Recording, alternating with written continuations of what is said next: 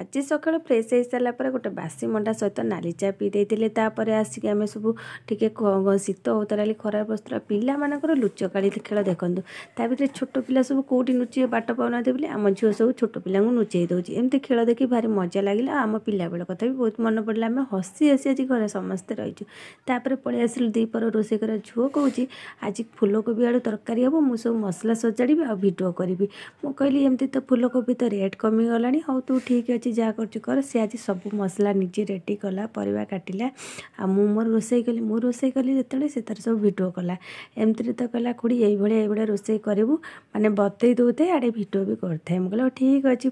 आ भितर एमती रोषेबास सरीगला धन को तो खाया पड़े आज डाली भी हो नाला धन पाई केवल भात आ क्षीर नहीं आसिली पकईदेली आ तरकारी टे लगे खोईदेली धन को खाया चलता धन कौन कर बंध उपर बस धन बंध उपर बसती ओल्ल पड़ धन कौन बंध उपर ओल्ल पड़े ताकू खोईदेली पचारि तरकारी केमती बढ़िया है। भिडियोटी भल लगे लाइक करिए मो चैनल को सब्सक्राइब।